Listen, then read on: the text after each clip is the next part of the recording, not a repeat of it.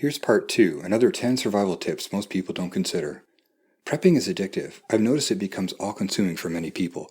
You need to prep, but switch to maintenance mode once you reach a reasonable point. Once set up, it should consume less than 5% of your disposable income or 5% of your time. Otherwise, you'll find yourself almost wishing for disaster to happen. Catastrophes are remarkably rare. You are many thousands of times more likely to be killed by cancer, poor lifestyle habits, no exercise or fast food, or in a car accident. It's amazing how many people prep but don't even have a first aid kit in their car. Most people don't have the resolve to shoot. They freeze up. Will you freeze up when you need to defend your children?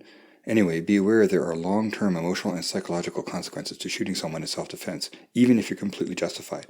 Depression, guilt, doubt, and PTSD, to name a few. Most preppers have guns, but very few have bulletproof clothing. Heavy full steel plate is probably not practical for anyone. There are attractive and bullet-resistant clothes like this duck jacket, which costs around $600. I like the ones with a hood that can protect your neck and head. Most of them are Class 3A, which means they'll stop most handguns, including a .44 Magnum, but they won't stop a rifle bullet. They aren't cheap, but very practical for everyday wear. Instead of spending $3,000 on another AR-15, this may be more helpful. Getting hit by a bullet while wearing a bulletproof vest is like being hit full force by a pickaxe.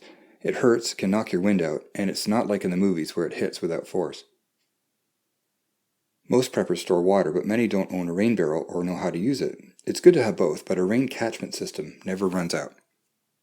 Another way to get water in an urban environment is a sillcock.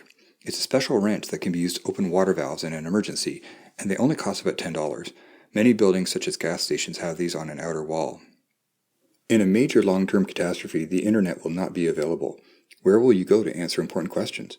You can actually download Wikipedia. It's called zoa.org. It is very useful to have a large, searchable encyclopedia available offline. It's also safer for kids to do their homework unsupervised. As long as you have a laptop and a way to charge it, you'll have access to its 5 million topics. It's about 75 times bigger than Encyclopedia Britannica. What is a mad minute? It's several people shooting simultaneously to scare off attackers. It's used when bugging in and under attack by a group. If you have 3 or more shooters and the ammo to spare, you all shoot in the air in 3-shot bursts. This gives the impression of many more guns than you have and may scare away the attackers without bloodshed. You can live for a week without food and a few days without water, but without air you're dead in a few minutes. Do you have gas masks for you and your family? Without them, even if you're well prepped and bugging in, all someone has to do is set your house on fire with a Molotov cocktail to force everyone outside quickly due to the smoke. No matter how well you prep, you will probably have to make some difficult choices. How much of your food and water will you share with neighbors? Do you shoot an adult who approaches your home who doesn't respond to warnings? What if a 12-year-old approaches? Also, you may need to leave your bug in home and the items there if the place is overrun by a large band of looters.